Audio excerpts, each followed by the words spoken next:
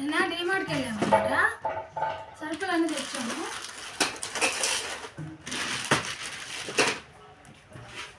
అయితే ఈ చిన్న చిన్న సరుకులు అంత ఏం తేలేదు, అంతే సబ్బులు అవే ఎక్కువ తీసుకొచ్చిన.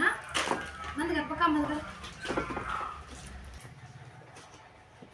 ఇవి సరుకులు అంతా ఏం అంతగా ఏం తెలియదని ఇక పిల్లల బట్టలు బాగా తెచ్చాము.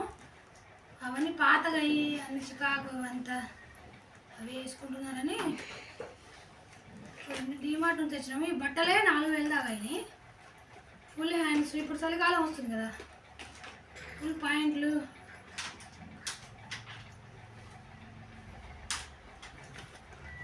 నిక్కరు.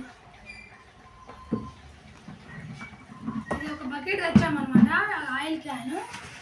అక్కడ షిఫ్ట్ అయిపోతున్నాము, ఇల్లు కడుతున్నాం కదా, దగ్గరలో ఉంటుందని అక్కడ షిఫ్ట్ అయిపోతున్నాము. అందుకని సామాన్లు అన్నింటిలో చూడండి ప్యాక్ చేసినాం మొత్తం.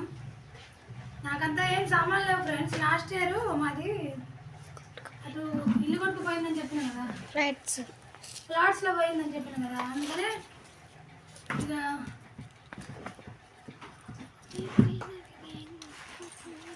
ఇల్లు కట్టుకుంటే అన్నీ ఒక్కొక్కటి తీసుకుందామని ఇంట్లో ఏం సరుకులు కొనలేదు.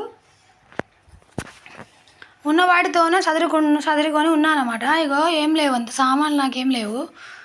ఇవే నాకు ఉన్నదల్లా నా బుక్సే ఇంపార్టెంట్ నాకు. ఇక 2 బస్తాలు ఉంటాయి, అవే ప్యాక్ చేసిన. ఇవి బట్టలు కూడా అంతగా ఏం లేవు మాకు, ఇవి ఇంతే. ఇక ఒక ఫ్యాను, ఒక టేబుల్ ఫ్యాను, ఇవే పైన ఫ్యాను. రోజు 2-3 ఫ్యాన్లు వేసుకొని పడుకుంటాం, బాగా ఉడికేస్తుంది ఇక్కడ. అంతే ఫ్రెండ్స్, షిఫ్ట్ అయిపోతున్నాం. అక్కడ షిఫ్ట్ అయిపోయాక అక్కడ ఇల్లు చూపిస్తాను. పిల్లల్ని స్కూల్ దింపేసి ఆటో పిలుచుకొచ్చి ఇవన్నీ తీసుకొని పోతాను ఫ్రెండ్స్. నచ్చితే లైక్ చేయండి ఫ్రెండ్స్. Bye bye. ఎందుకంటే రావడం పోవడం బాగా ఇబ్బంది అవుతుంది. ఇక అక్కడ దగ్గరలో ఉంటే అన్ని సువ్వలు అవన్నీ కొనుక్కుంటాం కదా, సిమెంటు సువ్వలు ఇవన్నీ చూసుకొని అక్కడే ఉండొచ్చు. అన్నీ చూసుకొని సిమెంటు ఇవన్నీ చూసుకొని అక్కడే ఉండొచ్చు. ఇక రావడం పోవడం ఇబ్బంది.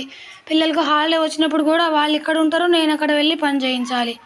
ఇక ఎందుకులే అని ఇక అక్కడికి దగ్గరలోనే షిఫ్ట్ అయిపోయినాం అన్నమాట. నచ్చితే లైక్ చేయండి ఫ్రెండ్స్. Bye bye.